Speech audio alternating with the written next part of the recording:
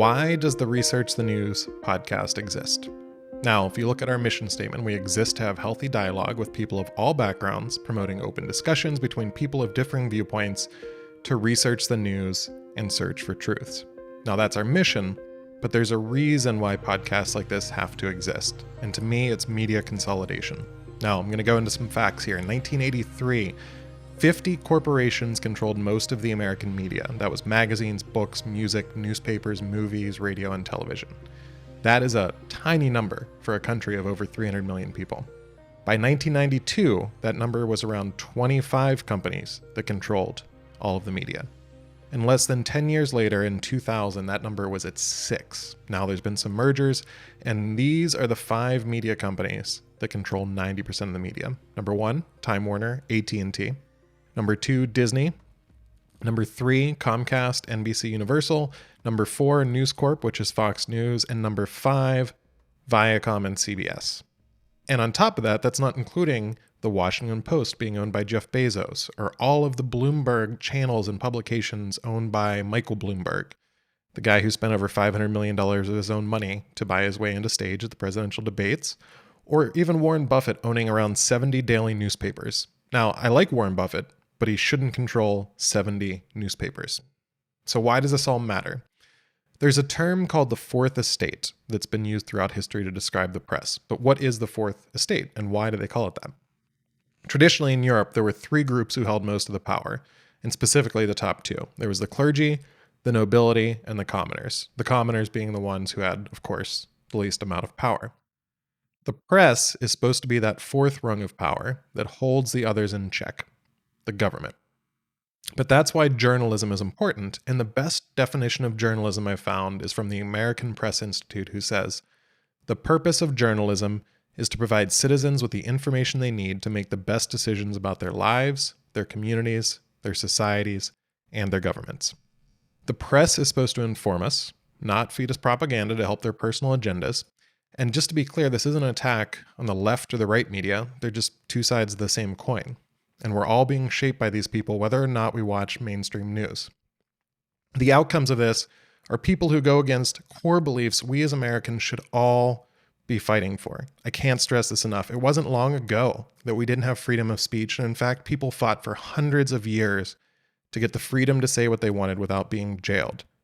That idea of freedom of speech has always been a rallying cry for liberals throughout history who are held back by tyrannical governments and monarchies. Look through the history of France, the history of America. They were revolutionaries, liberal revolutionaries. But now Facebook and Twitter are censoring conservatives, and many liberals are celebrating it. To be clear, the First Amendment doesn't cover private companies, but it's still shutting down speech.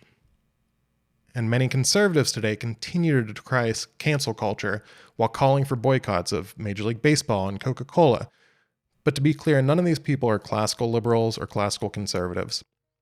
These are those people who are shaped by the media conglomerates, those 5 groups that control 90% of the media. They're the people who are believing the media hype. So when you watch the news today, it feels like we're all terrible people. This group hates that group, but when you break it down, they're just all made up groups. The media puts people into groups, and then makes sure to let everyone know that the other groups are terrible people. If you're black, you have to hate police. If you're white, you should be afraid of people of color. If you're gay, just know that all Christians hate you. And if you're a gun owner, you're okay with school shootings. And if you're a straight white male, you're the worst of the bunch. The truth is, there are bad people in all of the groups I just mentioned, but the number of good people in those groups outweigh the bad by an astronomical amount. But if we only focus on the bad, it seems overwhelming. And that's what the media is there to do. So we need to stop idolizing media commentators and political candidates that promote these fallacies, because all it does is lead to more people who are far left and far right and unable to have rational conversations about the real issues we face.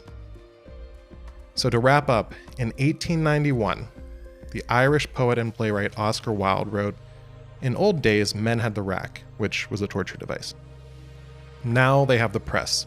That is an improvement, certainly, but still it is very bad and wrong and demoralizing. Somebody called journalism the Fourth Estate. That was true at the time, no doubt, but at the present moment, it is the only estate. It has eaten up the other 3. The Lord's temporal say nothing, the Lord's spiritual have nothing to say, and the House of Commons has nothing to say and says it. We are dominated by journalism. This was 130 years ago. And it's important to note that Oscar Wilde was sentenced to 2 years of hard labor for being gay. But he said this years before he was put in jail.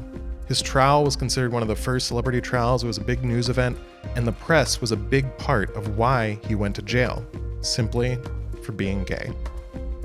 The press, the fourth estate, can come for anyone, but right now they are sending us after each other, and we need to stand up and say, this is not all right. Only 41% of Americans say they trust the media. So my question is, why do we keep blindly following their narrative?